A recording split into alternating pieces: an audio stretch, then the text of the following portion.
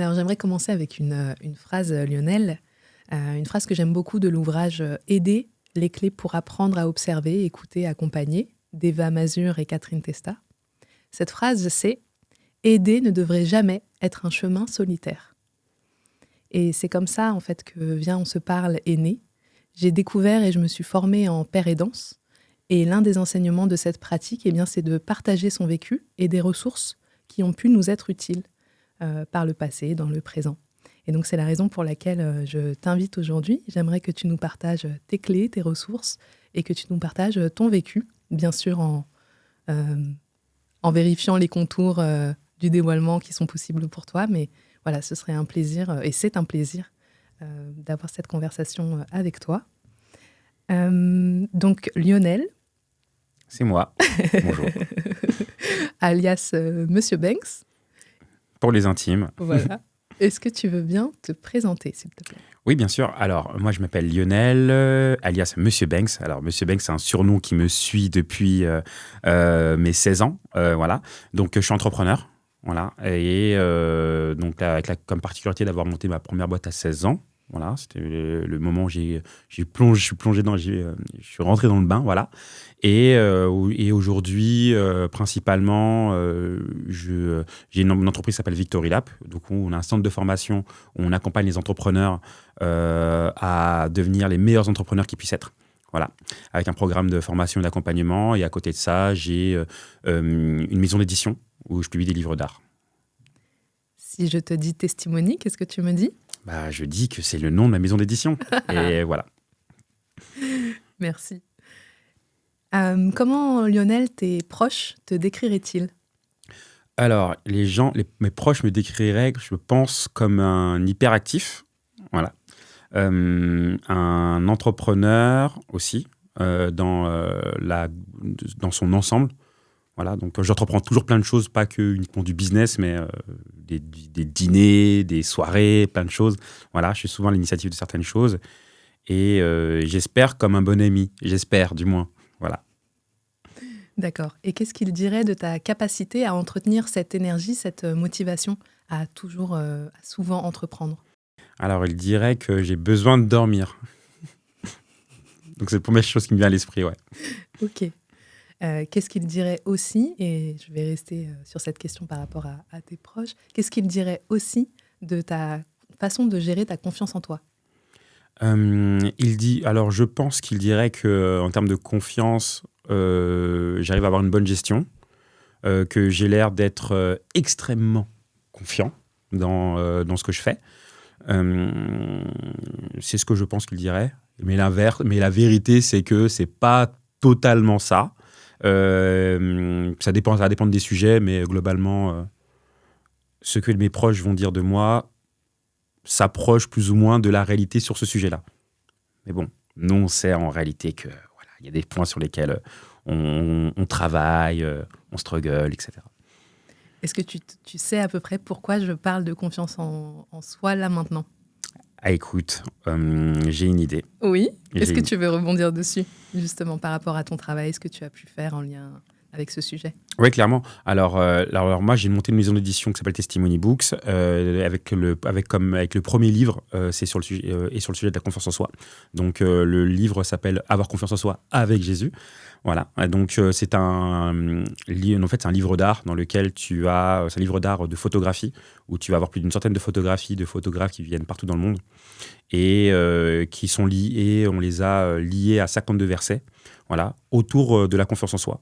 Et cet objet, finalement, qui est le livre, finalement, c'est un beau livre que tu poses sur la table que peut-être tu n'ouvriras jamais parce que la couverture est stylée. Mais quand tu l'ouvres, en fait, c'est une expérience que tu veux le prendre un peu sous tous les aspects et qui traite de ce sujet-là qui, moi, m'a toujours fasciné, tenu à cœur, etc. Donc, j'ai voulu le retranscrire dans ce livre-là. Donc, je pense que tu parles de ça. Exactement. Ouais. Je faisais bien référence à ce livre. Qu'on peut toujours se procurer ? Oui, on peut toujours se le procurer, oui. Ok. Pour rester sur la dimension de l'art, j'aimerais citer une phrase qui est notamment dans le livre « Laissons l'amour avoir le dernier mot » de l'artiste Common, qui a été, je fais la dédicace, qui a été notamment traduit et publié par Omax Books. Donc il y a une citation d'Angela Davis, Dr Angela Davis, militante afro-américaine, professeure de philosophie et écrivaine, qui dit « Souvent la musique et l'art peuvent exprimer pour nous ce que nous n'avons pas encore appris à dire avec nos mots de tous les jours. » Pour continuer donc à découvrir qui est Lionel, quels sont, toi Lionel, les artistes ou les œuvres qui t'accompagnent au quotidien comme des mantras ou des motos ou des credos? Est-ce qu'il y a quelque chose, un médium ou une œuvre qui t'accompagne? Ouais, c'est intéressant que tu parles de Common parce que ça fait partie des artistes que moi j'aime beaucoup, que j'ai beaucoup écouté lorsque j'étais ado. Tu vas avoir des artistes comme Erykah Badu aussi également, parce que j'aime sa manière de créer. Sa manière de aussi poser ses textes, de créer ses musiques et d'être cohérente du début, depuis qu'elle a commencé jusqu'à aujourd'hui. Donc, comme Common et Erykah Badu, on sait qu'ils ont eu une idylle à un moment donné. Donc, voilà. Et sinon, sur d'autres types de personnes ou d'artistes d'une manière générale, tu vas voir Pharrell Williams, à qui j'ai construit toute mon identité en étant adolescent à travers de lui. Après, tu as eu Kanye West aussi, qui est finalement une évolution du coup de Pharrell. Tu vas voir aussi Jay-Z également en tant que rappeur, mais surtout entrepreneur aussi également. Tu vas avoir Nipsey Hussle aussi, qui est du coup pour une autre nouvelle génération, de rappeurs qui a inspiré autant par sa musique, mais par tout ce qu'il a accompli en dehors de la musique. Ça va être les premières personnes qui me viennent à l'esprit lorsque je parle d'inspiration sur ma personne. Voilà. Puis après, ma mère aussi, surtout, qui est la personne que je connais le mieux, beaucoup plus que les artistes que je viens de citer, qui pour moi a été le vecteur de motivation et de confiance encore aujourd'hui. Merci. Tu as cité des artistes qui n'ont pas eu peur à un moment donné d'envisager, de parler du fait qu'ils voyaient un psy ou qu'ils avaient été accompagnés. Est-ce que par rapport à la santé mentale et le bien-être, tu as envie de nous partager des choses? Je sais qu'en entretien préalable, on a évoqué la question de l'équilibre vie pro-vie perso. J'aimerais bien beaucoup que tu nous en parles maintenant. Ouais, clairement. Alors, ce qui est intéressant, en fait, c'est que lorsque tu es entrepreneur, ou lorsque tu entreprends quelque chose, tu n'as pas besoin d'être entrepreneur de fonction pour entreprendre des choses. On va souvent, les entrepreneurs, du coup, vont souvent faire la promotion du work hard. Tu dois travailler 60 heures, 100 heures par semaine. Tu dois faire attention à ton cercle social, et ce genre de choses, etc. Et il y a une part de vérité dans ce qui est dit, parce qu'effectivement, il faut faire attention avec la composition de ton entourage. Il faut faire attention, il faut être prêt à aller jusqu'au bout des choses et te donner les moyens d'y arriver. Maintenant, se donner les moyens d'y arriver s'accompagne aussi par le fait de se reposer aussi également. Et je pense que les meilleures personnes pour nous donner la leçon de ça, c'est les sportifs. Et même le sport en général. Tu ne peux pas avancer dans ta vie ou dans ta performance, parce que je considère que l'entrepreneuriat, c'est une forme de sport, c'est une forme de performance que tu te mets parfois dans des états pas possibles, psychologiques ou parfois physiques aussi en fonction de ce que tu fais pour arriver à tes fins. Mais ça s'accompagne toujours de repos. Tu peux pas... c'est une balance. Et le repos, ça se fait de plusieurs manières. Elle peut être psychologique, elle peut être sociale, elle peut être physique aussi également. Se reposer, c'est pas juste dormir. Se reposer, c'est aussi simplement voir ses amis, c'est aussi parfois aussi ne pas être sur les réseaux, c'est aussi également prendre du temps pour soi, c'est aussi bien manger, c'est aussi parfois s'autoriser de manger des McDo et des pizzas aussi également, mais c'est surtout s'écouter. Et cette balance-là, en fait, on a tous une balance qui est un peu unique par rapport à ça et qu'il faut trouver, qu'il faut expérimenter. Moi, ça fait des années que je l'expérimente et que j'essaye de trouver un équilibre. Et cet équilibre change en fonction des niveaux dans lesquels, par rapport au niveau auquel j'atteins. Et puis, naturellement, tu essaies de te documenter, tu essaies de beaucoup t'écouter, c'est super important. Et parfois, voir un psy, c'est très bien aussi pour poser les bonnes questions à des personnes qui sont des spécialistes, pour être sûr et certain que tu vas bien. Ou pour prévenir d'un mal-être qui peut se déclencher ou ce genre de choses. Donc moi, en tout cas, c'est ce que j'ai fait à un moment donné pour être sûr que j'allais bien et m'assurer de ne pas tomber complètement en burn-out complet, etc. Donc c'était ma hantise. Donc j'ai fait cette démarche. Ok. Toujours pour reprendre le livre Aider, dont je parlais tout à l'heure, il y a cette phrase qui pour moi fait le lien avec ce que tu viens de dire, c'est que la nécessité de se ressourcer, c'est une constante dans la vie de toute personne, qu'elle soit aidante ou non, donc qu'elle soit entrepreneur, entrepreneuse ou non. Les circonstances ont pu vous amener à prendre des responsabilités que vous n'aviez pas envisagées et à repenser votre chemin de vie. Vous avez pu vous éloigner de ce que vous aimiez faire. Il ne s'agit pas de contourner les problèmes ou de les nier, mais d'éprouver des sensations et des émotions agréables. Ma question après cette phrase, c'est toi, Lionel, qu'est-ce qui te procure des sensations et des émotions agréables dans le quotidien? Qu'est-ce qui te permet de te reposer, toi? Alors, ce qui me permet de me reposer, ça a beaucoup évolué avec le temps, déjà. Aujourd'hui, c'est bête, mais j'ai réappris à regarder des films. Alors, ça peut paraître stupide dit comme ça pour certaines personnes, mais vu que j'ai beaucoup en fait lié le fait, par exemple, de regarder des films à du plaisir. Mais le problème, c'est que lorsque j'étais dans une phase entrepreneuriale où il fallait que je me donne énormément, j'ai coupé avec les plaisirs. Donc j'ai réappris à regarder des films. Voilà, j'adore les films du studio de production de A24. Je me les regarde tous en ce moment. C'est un peu l'idée.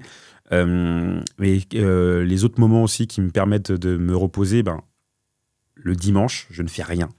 Je me balade dans la rue, je vais tout droit, je marche tout seul. Généralement, je vois personne. Après, en ce qui me concerne, j'ai un fort attachement à ma foi. Donc, je suis chrétien, donc le dimanche, je me retrouve souvent à l'église. Et donc, le fait que le dimanche, je me lève le matin pour aller à l'église, une fois que je suis dehors, ça m'oblige du coup à sortir. Et c'est le meilleur moyen pour ne pas être sur un ordi et commencer à regarder 2-3 trucs, ouvrir tes emails et voilà, et rentrer dans un tunnel où finalement il s'est passé 4 heures où tu as bossé. Et j'essaye vraiment aussi de faire en sorte qu'il n'y ait pas de bruit. C'est-à-dire ? Alors, le bruit dans le sens où je réponds pas aux appels. Okay. Voilà. J'en passe pas non plus. Je vois personne parce que du lundi au samedi, je suis beaucoup sollicité socialement parlant de par mon activité et j'ai besoin de vraiment contrebalancer avec du silence ou alors avec mon propre bruit, on va dire, quoi. C'est moi qui ai envie d'avoir la maîtrise de ce que j'écoute, des personnes qui viennent me parler, de ce que j'ai envie de faire. C'est vraiment ça qui va me reposer. Finalement, quelque chose de très simple, hein, regarder des films et se promener. Mais je pense pas qu'il y ait besoin de faire compliqué. Et ça demande en même temps une certaine discipline. Clairement. Parce que comme tu le dis, il y a cette idée de contrôler ou du moins de faire ce que tu as envie, de ne pas laisser filtrer et de ne pas subir ce qui vient de l'extérieur. Est-ce que cette discipline du repos, tu l'as toujours eue? C'est-à-dire, est-ce que depuis tes 16 ans, depuis que tu entreprends depuis tes 16 ans, tu as toujours été aussi régulier dans la discipline du repos? Absolument pas. Absolument pas. Non, ça c'est... ma mère m'a donné un conseil un jour. Ma mère habite à Lyon, elle est venue me voir à Paris et elle m'est venue me voir 3-4 jours. Et on discutait. Et avant de prendre son train, elle m'a dit une phrase. Elle m'a dit, écoute, t'es très discipliné dans ton travail, c'est bien, je vois que tu avances, c'est cool, bien joué mon fils. Mais par contre, est-ce que tu es discipliné dans le repos? Je fais, hein? Elle a pris son train, elle est partie. T'as laissé comme ça? Elle m'a laissé comme ça. Et du coup, j'ai beaucoup médité sur le sujet. Et c'était un moment où je faisais beaucoup de choses. J'étais en train de lancer la maison d'édition. Je ne m'attendais pas non plus à toutes les dingueries qui allaient arriver sur le fait de créer une maison d'édition. Et aussi les bonnes choses aussi également. Mais j'étais déjà dans une phase où j'étais très reposé. J'étais justement pas très reposé, justement. Mais je n'avais pas conscience moi-même. Et j'arrivais toujours à trouver une excuse sur le fait de pas me poser, etc. Et à force de méditer sur le sujet, j'ai compris en fait que simplement, c'était logique. Lorsque tu as un emploi du temps pour bosser, il faut que tu aies un emploi du temps pour te poser. C'est simple. Enfin, dit comme ça.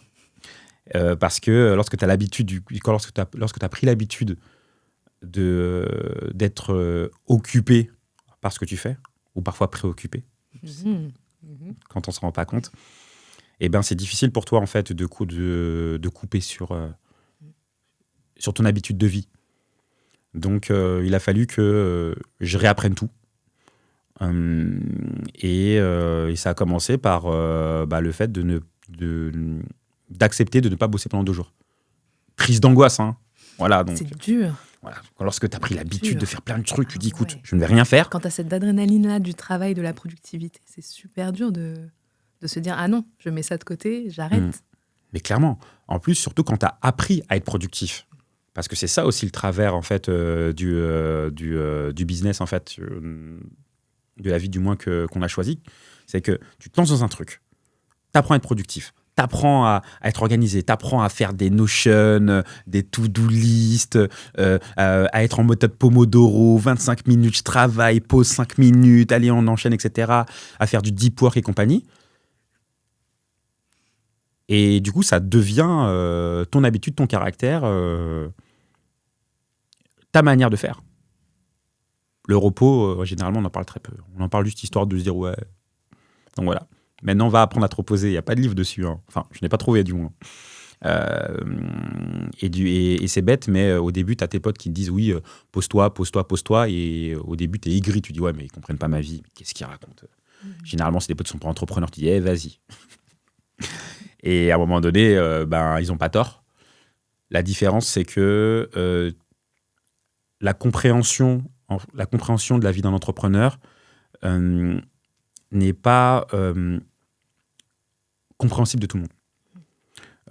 Je l'ai dit tout à l'heure, c'est de la performance pour la plupart des entrepreneurs qui ont choisi une vie qui est assez dynamique. Parce que tu peux être entrepreneur et être beaucoup plus tranquille si tu as une compétence et que tu as une activité qui peut paraître très linéaire. C'est pas mon cas. Donc, c'est pour ça. Le meilleur moyen en fait de vous et les personnes, je trouve, les plus proches, c'est vraiment les sportifs, comme je disais tout à l'heure. Et c'est pas pour rien qu'ils ont des coachs mentaux, qui s'imposent des siestes et qu'on leur dit dès le démarrage de leur carrière professionnelle que le repos fait partie constituante du sport. Mais voilà, exactement. Mais on va pas le dire aux entrepreneurs. Donc quand tu l'apprends, quand tu en as conscience, tu fais waouh. En fait, je suis nul en fait. Et après, tu comprends que tu n'es pas nul. Et tu t'as juste à bosser dessus, comme tu l'as fait pour être productif, quoi.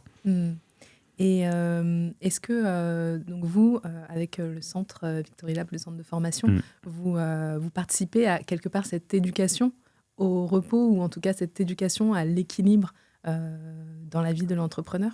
On en parle de plus en plus. Parce que, avec Aurélien, mon associé et meilleur ami d'ailleurs, c'est pas qu'un simple associé, on a évolué ensemble. C'est-à-dire que ça fait aujourd'hui, au moment où on discute ensemble, ça fait 7 ans qu'on se connaît, 7 ans qu'on entreprend ensemble. Wow. Il avait déjà entrepris tout seul avant, j'avais déjà entrepris tout seul avant aussi, mais quand on s'est rencontrés, on a évolué ensemble. Donc on a été très productifs ensemble, et on a eu des gros moments de down aussi, ensemble. Et on a trouvé aussi notre équilibre, aussi également ensemble. Alors dit comme ça fait très love story, mais en réalité... être associé, être meilleurs amis.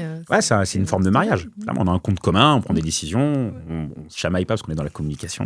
mais voilà. Et vu que nous, aujourd'hui, on a vu qu'au travers de Victory Lab, on a la responsabilité de former et d'accompagner les entrepreneurs à devenir des meilleurs entrepreneurs, et on se doit aussi de leur dire qu'il faut faire la part des choses.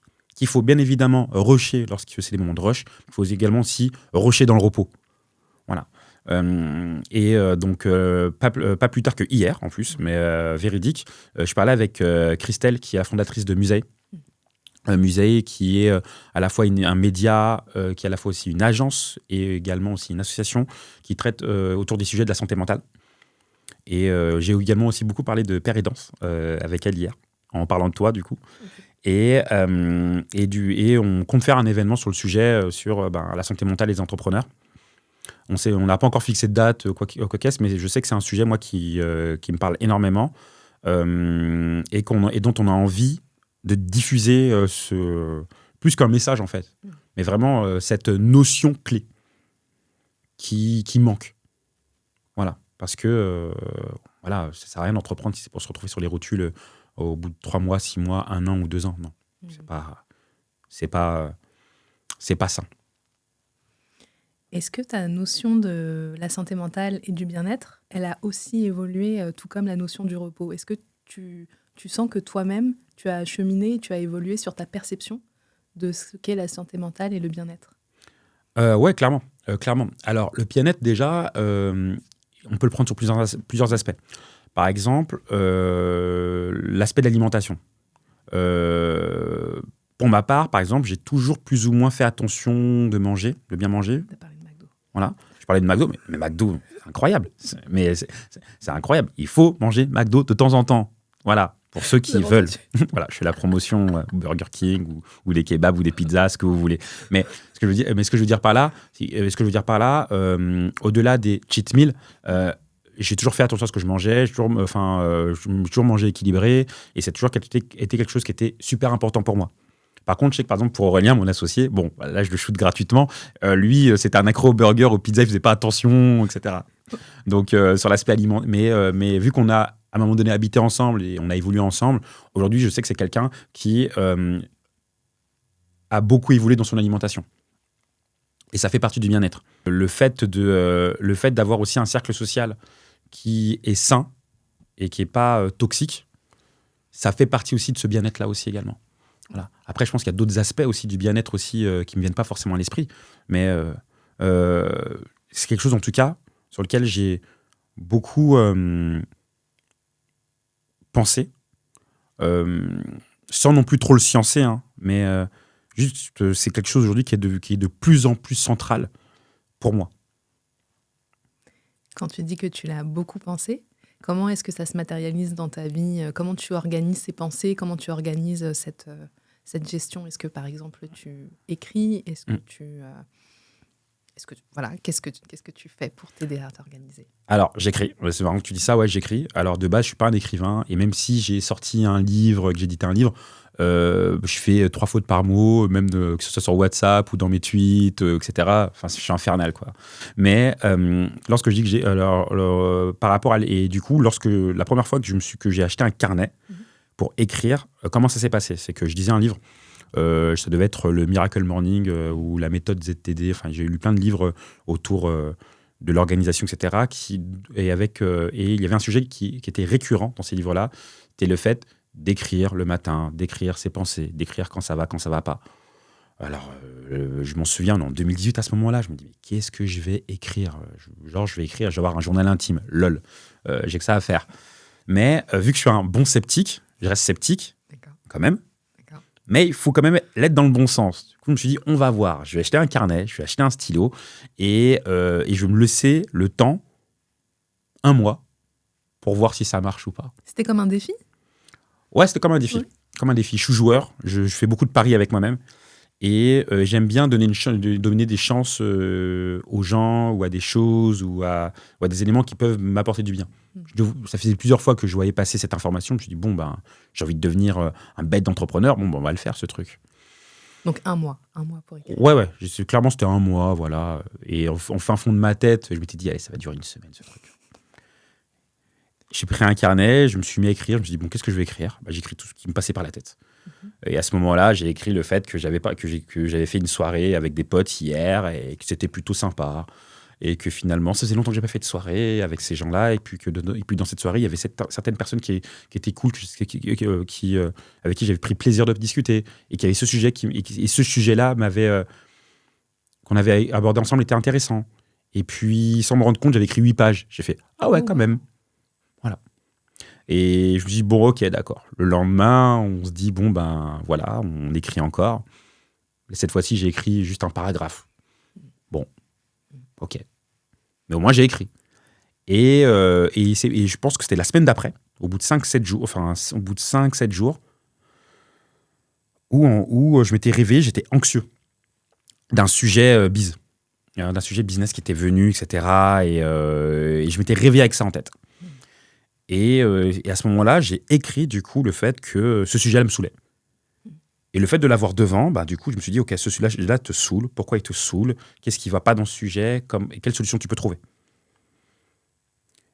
Et le fait d'avoir ce problème-là sous les yeux, ça m'a fait du bien, parce que je ne l'avais plus en tête.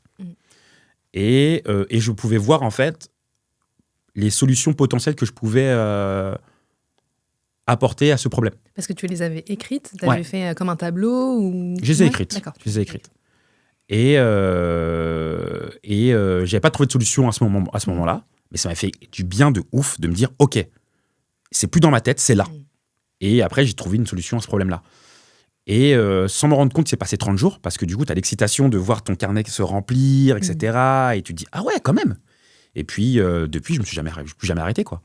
Depuis 2018 ? Ouais, clairement. Ouais. Yes. Alors, il y a des moments où j'écris moins que d'autres. Il y a des saisons où parfois, j'écris pas. Parfois, ça m'est arrivé de ne pas écrire pendant 3 mois ou 4. Parce que écrire aussi, c'est être face à soi-même. Tu vois, c'est un rendez-vous que tu prends avec toi-même et tu vas pas te mentir. Si ça va pas, tu vas dire que ça va pas. Si ça va bien, tu vas dire que ça va bien. Si t'as merdé, tu vas dire que t'as merdé. Et avoir un date avec soi-même, c'est pas tout le monde qui arrive. Donc, depuis, c'est l'un des conseils que je donne que je pense que j'ai donné à pas mal de potes. J'ai même offert des carnets aussi. Je pense à ma pote Éléonore, à qui j'avais beaucoup conseillé d'écrire et qui aujourd'hui continue d'écrire aussi également. Je pense à mon pote Edwin aussi, également, qui habite aux US aujourd'hui maintenant, à qui j'avais donné ce conseil-là. Ça l'avait beaucoup aidé à un moment donné. Et moi, en tout cas, c'est ma méthode aujourd'hui pour avoir les idées claires. Lors de cette période que tu as vécue de surcharge, de fatigue assez importante, qui est plus ou moins récente, je ne me trompe pas? Ouais, ça date de quelques mois, ouais. Okay. Est-ce que tu as eu d'autres clés, d'autres pratiques avec l'écriture qui t'ont aidé à passer cette épreuve, à passer ce moment? Alors, pour mettre dans le contexte, en gros, ouais, j'ai eu une surcharge mentale. Alors, c'est pas un burn-out, voilà, c'est juste le fait d'être fatigué. À un moment donné, tu es un peu trop fatigué et tu te dis, et même le fait de dormir 15 heures, ça n'y change rien, tu te sens comme fatigué. Et donc, à ce moment-là, ce qui se passe deux choses. J'ai l'un de mes meilleurs amis qui s'appelle Julien, qui me donne comme conseil, écoute, va voir un psy. Et moi, spontanément, je dis ouais, je sais pas si j'en ai besoin, etc. Il me dit au contraire, va voir un psy quand tout va bien, ou du moins quand tout a l'air d'aller bien. Je fais ok. Donc là, c'est le Lionel sceptique qui revient, mais le bon sceptique. Et je me dis bon, d'accord. Mais j'écoute beaucoup mes amis, j'écoute beaucoup mon entourage. D'où le fait que j'essaie d'être ultra sélectif avec eux, sur qui rentrent dans mes différents cercles, etc. Parce qu'une fois que tu rentres dans mon cercle, je t'écoute. Et du coup, j'ai décidé de l'écouter, naturellement. Et il m'a aidé, il m'a recommandé des noms. Il m'a donné aussi son expérience aussi, également. Et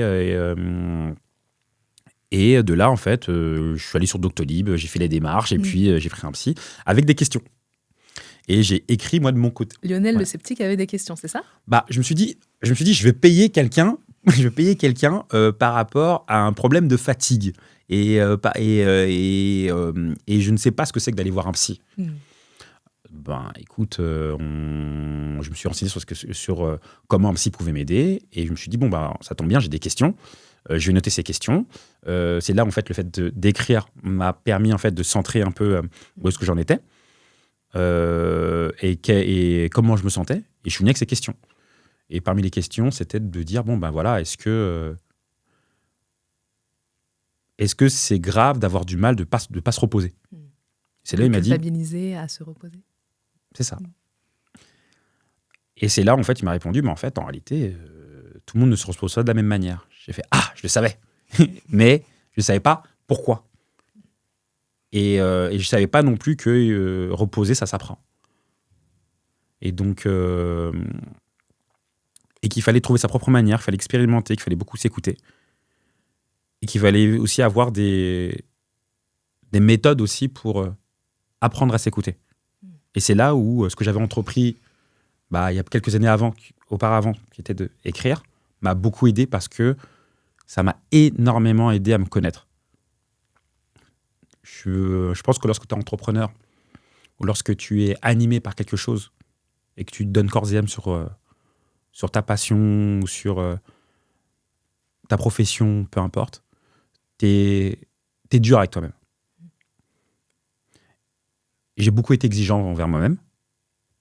Et sans me rendre compte, j'ai été exigeant sur la manière d'apprendre à me connaître. Et ça, je ne le savais pas. C'est-à-dire le fait d'écrire sur toi, ça, c'est une chose. Mais ce qui est encore plus ouf, c'est lorsque tu repars en arrière dans tes écrits, te dire à ce moment-là, j'étais comme ça. Aujourd'hui, je suis devenu comme ça. Voici les points sur lesquels je struggle. Donc demain, il ne faut plus qu'il n'y ait pas de ça dans ma vie. Donc je peux devenir cette personne-là. D'accord. Potentiellement. Donc, exigeant dans le sens où tu projetais beaucoup, où tu te donnais forcément une ligne de conduite ou une trajectoire qu'il fallait absolument que tu respectes ou que tu suives. C'est exigeant dans ce sens-là ? Oui, exactement. Dans ce sens-là. Et j'ai appris en fait avec le temps que peut-être la trajectoire que j'aspirais n'était pas forcément la bonne, parce que j'ai eu ces reculs nécessaires et parce que aussi l'exercice de prendre un rendez-vous avec toi-même en écrivant ou en se posant ou en se reposant, c'est aussi une certaine discipline du coup où tu vas en savoir plus sur toi. Et du coup, c'est dans ce sens-là où ça m'a permis de voir un peu plus clair et d'avancer et d'essayer de devenir une meilleure personne et aussi devenir un meilleur entrepreneur. Même si être entrepreneur, c'est une chose, mais être une personne, c'en est une autre, et c'est mieux d'être une personne entière plutôt que d'être simplement une fonction, l'entrepreneur ou le chanteur ou que sais-je encore. Est-ce que y a des choses qui te viennent par rapport à la question de l'équilibre vie professionnelle et l'équilibre vie personnelle, l'équilibre entre les deux, mais l'équilibre en tant que tel, respectivement Ouais. C'est marrant parce que ce qui me vient à l'esprit, c'est que je suis quelqu'un qui tient beaucoup à ma vie privée. Mais je ne savais pas ce que c'était qu'avoir une vie privée autant que l'année qui vient de s'écouler. Parce que j'ai fait les calculs avec Aurélien. Je pense avoir rencontré un peu plus de 2000 personnes sur l'année dernière. Parce que notre activité fait qu'on parle en public, on fait des conférences, on rencontre beaucoup de gens, etc. En plus, je crée du contenu sur les réseaux, donc il y a des gens qui me... Allez suivre Lionel. Ouais. Vous pouvez. La chaîne YouTube bientôt d'ailleurs en plus. Mais ouais, du coup... 2000 personnes. Ouais, 2000 personnes que j'ai vues en physique, des personnes, j'ai des échanges énormes, beaucoup d'échanges que j'ai eu avec des gens. Et du coup, tu deviens un personnage. Tu deviens Lionel l'entrepreneur. Je pense par exemple à une bonne amie aujourd'hui, Cathy Closier, qui est la fondatrice des restaurants Season, qui, lorsqu'on va la décrire, on va dire, ouais, c'est Cathy du Season. Mais c'est plus Cathy Closier, c'est pas juste Cathy en fait. Donc si on lui enlève le Season, ça reste quand même quelqu'un. Oui. Et c'est pareil pour moi. Lorsque si tu enlèves Lionel de Victory Lap ou Lionel de Testimony ou Lionel de tout ce qui peut arriver demain, je reste une personne entière. Et c'est important du coup premièrement d'assumer le fait que tu deviens un personnage pour les gens, qu'on aime bien suivre ou peut-être qu'on aime bien critiquer aussi, c'est aussi le jeu. Mais qu'à côté de ça, il ne faut pas que tu sois aussi un personnage dans ta vie privée. Il faut que tu sois toi-même à l'extérieur, être aussi toi-même dans ton cercle privé, mais vraiment avoir une exigence pour que quand tu es dans ton cercle privé, tu es vraiment, vraiment, vraiment toi-même, avec des gens qui sont en capacité de te comprendre, des gens qui sont en capacité de t'écouter, être aussi un bon ami pour les autres, du coup être en capacité d'écouter ton entourage, d'être de bons conseils, ou d'être simplement une oreille et ne rien dire aussi. Parce que tu as aussi le fait d'être entrepreneur, tu as aussi une déformation professionnelle où tu donnes ton avis sur tout et n'importe quoi. Il faut faire attention à ça. L'équilibre du coup entre les deux, il se situe sur prendre conscience en fait que certes, ton boulot, le fait d'être entrepreneur, c'est ta vie, mais ça reste qu'une partie de ta vie en fait. Et tu dois à chaque fois en fait avoir un bon équilibre et réajuster cet équilibre-là en fonction de ton avancée. Ce qui était vrai en 2020 n'est pas vrai en 2020, n'est pas vrai en 2022 dans la manière de fonctionner, dans mes rencontres, dans ma manière d'interagir, parce que je suis plus la même personne, j'évolue, et ça le sera pas peut-être dans 6 mois, peut-être dans 2 ans, peut-être dans 10 ans. Donc je peux pas simplement avoir un équilibre, l'équilibre et l'énergie que je donne aujourd'hui, ça sera pas le même lorsque j'aurai femme et enfant. Ça me paraît évident. Donc il faudra repenser tout ça. Quel conseil tu donnerais au Lionel de 16 ans qui commence à entreprendre dans l'événementiel dans l'événementiel. T'inquiète, ça va le faire. T'inquiète, ça va le faire. Ça va le faire. Sois patient, ça prend du temps. Ça prend beaucoup de temps. C'est quoi le ça qui prend du temps ? Alors, je dirais la réussite, mais la réussite de sa propre vie. Voilà. Je pense que de manière inconsciente, j'étais omnibulé par le overnight success, voilà, le fait de réussir du jour au lendemain, etc. Et j'y précise de manière inconsciente parce que quand tu consommes du contenu entrepreneurial, que tu vois des success stories, tous les entrepreneurs te disent que à un moment donné, écoute, entreprendre, ça prend du temps. Sois patient. Ça peut prendre 10 ans pour péter du jour au lendemain. Tu l'entends, tu le dis, mais tu ne le conscientises pas en fait au fond de ta tête.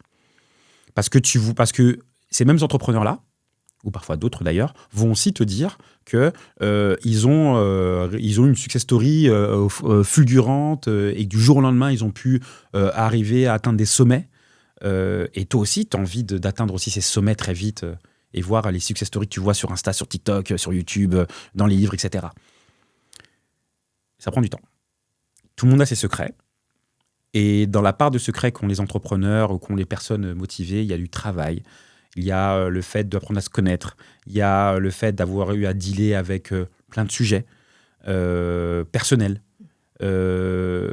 Et tout ça, ça n'arrive pas du jour au lendemain. La richesse peut venir très rapidement. Les biens matériels, l'argent, tout ce qui est associé. Par contre, les biens, voilà, ce que je veux pouvoir dire les biens, vraiment, tout ce qui va composer ton caractère, tes compétences, ce genre de choses, ça prend du temps. Tu n'acquiers pas une compétence en 2 jours. Si c'est une compétence qui va te servir toute une vie. Et du coup, tu deviens riche en réalité grâce à ce que tu as, à ce que tu sais, à ton caractère, à ta résilience, et pas forcément avec ce que tu vas avoir dans la main, le bon couteau, le bon hack, le bon truc. Tout ça, ça prend du temps.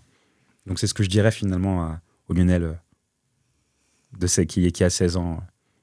Ça va le faire, t'inquiète, mais ça prend du temps. Ok.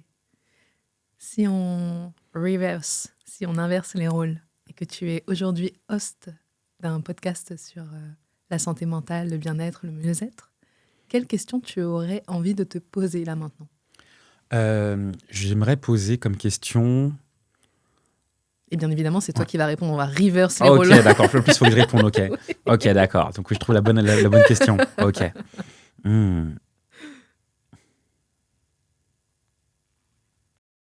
Alors, la question que j'aimerais me poser, ça serait à quel moment tu t'es rendu compte que tu menais pas une vie équilibrée ? Que ce soit dans ton repos, dans ta manière de bosser, dans ta manière de penser, ce genre de choses. Voilà.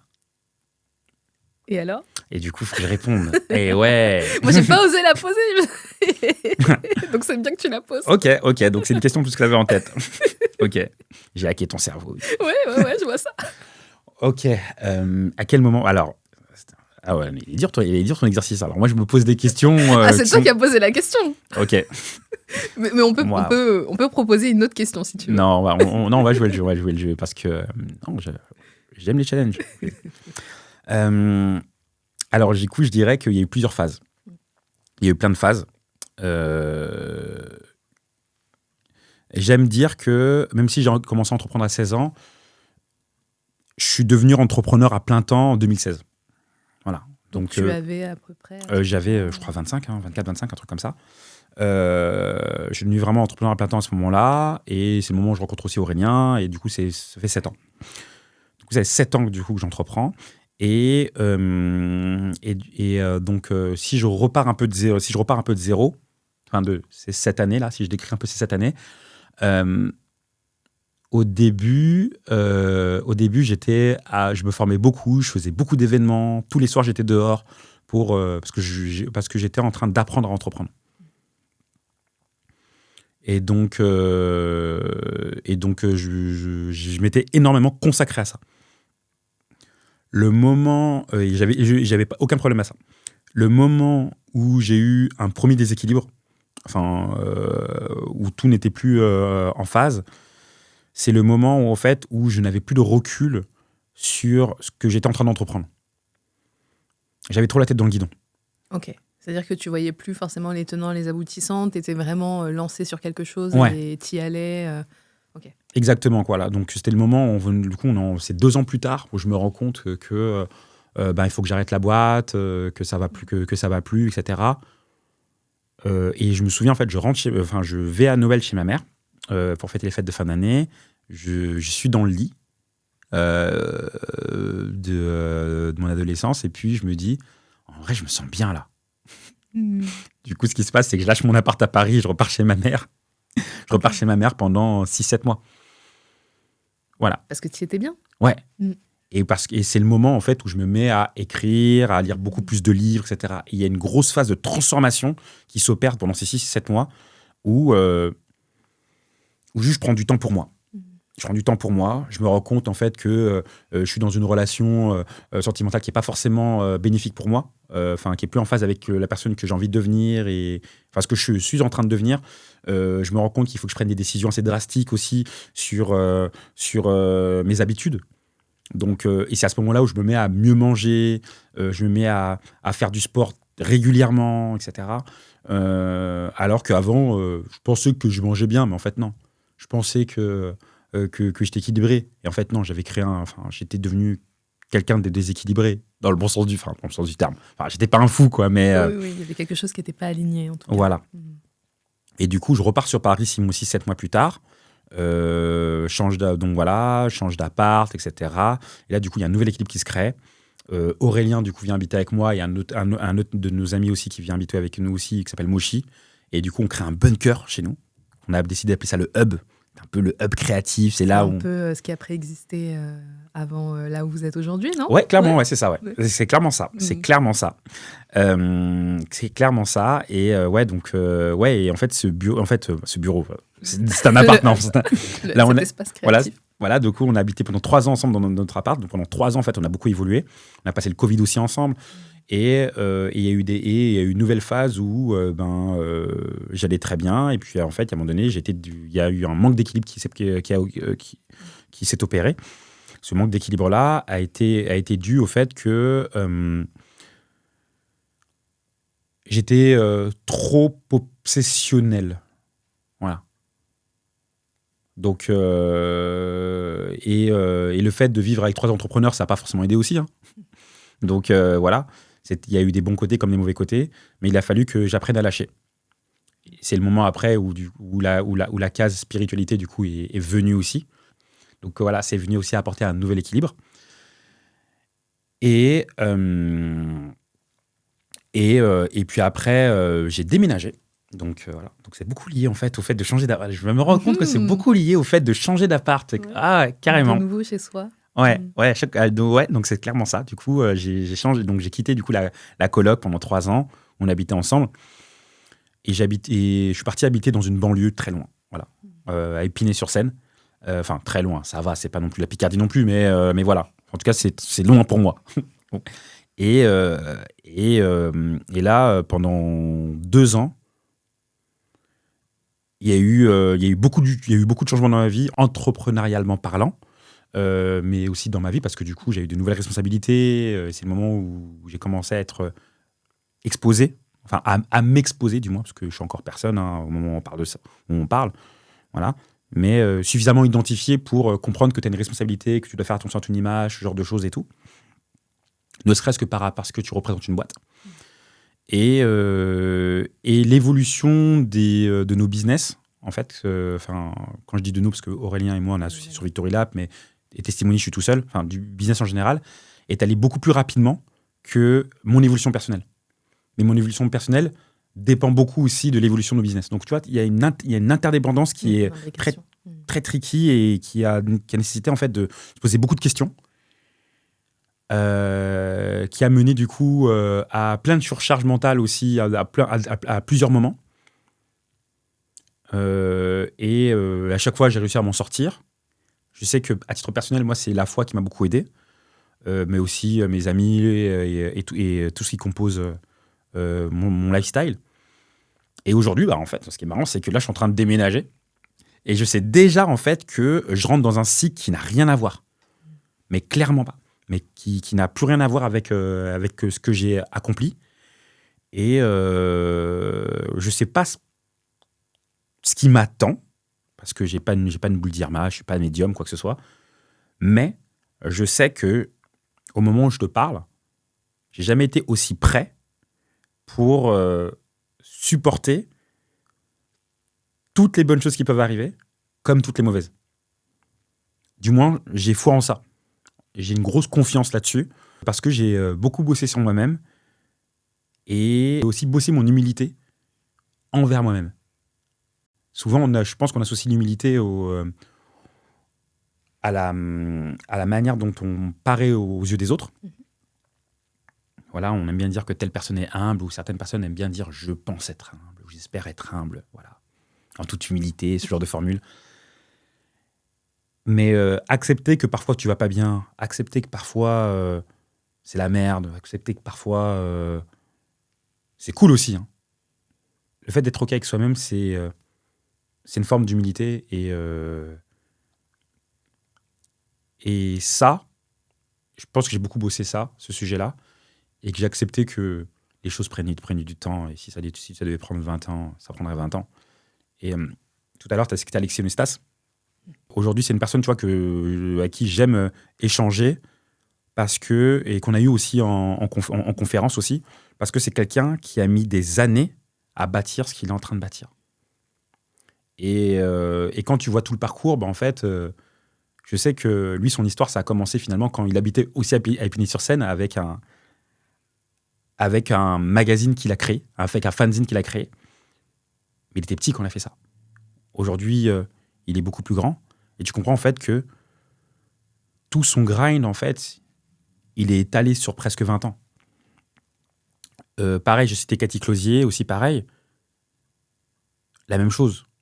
On voit le succès depuis quelques temps, mais en fait, tu ne vois pas en fait tout ce qui a été fait avant. Et c'est toutes ces rencontres-là, du coup, que j'ai citées. Il y a aussi d'autres personnes aussi également, où je me rends compte que, oui, effectivement, en fait, vu que j'aspire à devenir ces personnes, à être comme eux, du moins, en fait, tu comprends que, en fait, ça prend du temps. Ce n'est pas linéaire, comme tu exprimais, ce n'est pas linéaire et il faut être prêt à se remettre en question à chaque nouvelle étape. C'est ça. Donc, c'est ça la nouvelle phase dans laquelle je suis. Et j'aime beaucoup la question que je me suis posée, du coup.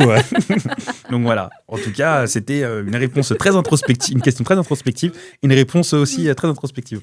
Oui, merci beaucoup Lionel. Je te propose que l'on clôture cet échange-là. Est-ce que tu veux rajouter quelque chose ou nous partager un dernier mot ? Alors, déjà, premièrement, j'ai passé un très bon moment. Merci. J'ai passé un très bon moment. Je commence à peine à écouter tes podcasts. Voilà, je suis sur la saison 1, ou les podcasts où tu parles. Je passe un bon moment. Merci. Toutes les bonnes choses ont une fin. Il vaut mieux la fin d'une chose que son commencement. Voilà. Et voilà. Et surtout que, pourvu que ton podcast dure, parce que le sujet les sujets même que tu abordes au travers de ce podcast sont géniaux. Donc, plus de gens derrière le micro. Merci Lionel. Est-ce qu'on peut aussi parler de ta chaîne YouTube, s'il te plaît ? Ouais, clairement. C'est une chaîne qui va sortir. Peut-être qu'elle sera déjà sortie au moment où on écoutera ça. Donc, Monsieur Banks sur YouTube. Voilà, c'est une chaîne qui va parler de business et c'est tout. Voilà. Mais pour être un peu plus exact, en fait, je vais faire des analyses marketing, pop culture. Ok. Voilà. Donc le premier sujet qui va sortir, ça va être, ou qui sera déjà sorti, ça va être le business du MMA. Voilà. Donc on va décrire tout le business du MMA de long en large, etc. Donc voilà, donc on va parler aussi d'industrie de la mode, plein de choses, de plein de modèles économiques, etc. Mais sur un aspect pop culture à fond. Et aussi, il y aura aussi par la suite un aspect peut-être un peu plus lifestyle d'entrepreneur. Quand je dis lifestyle, l'idée c'est pas de me montrer en train d'aller sur un bateau quoi que ce soit, pas du tout. C'est plus le vrai quotidien en fait d'un entrepreneur, enfin mon quotidien, avec et aussi donner des clés très activables, très précises sur quelle est ma vérité sur l'entrepreneuriat. Et c'est les quelques vérités que j'ai pu donner un peu sur le fait que ça prend du temps, etc.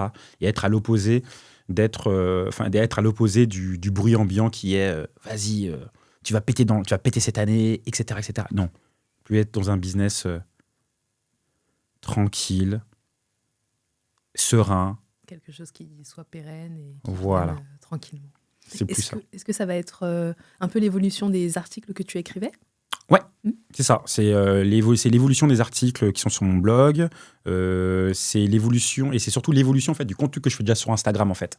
Tout ce que j'ai produit sur Instagram, en fait, c'était qu'une version test, entre guillemets, de ce qui va sortir sur YouTube. Donc, si la DA vous plaît sur Insta, allez-y. eh ben, c'est ce que vous allez retrouver du coup sur YouTube. Une ambiance tranquille, R&B, cool. Et on parle de business en plus. Personne fait ça. Voilà. Trop bien. Merci Lionel, merci beaucoup pour ta venue, ta présence et pour tes mots. Merci à Mike également pour l'aide. Et on se retrouve bientôt pour un nouvel épisode de Viens, on se parle. Merci. À plus. À ciao.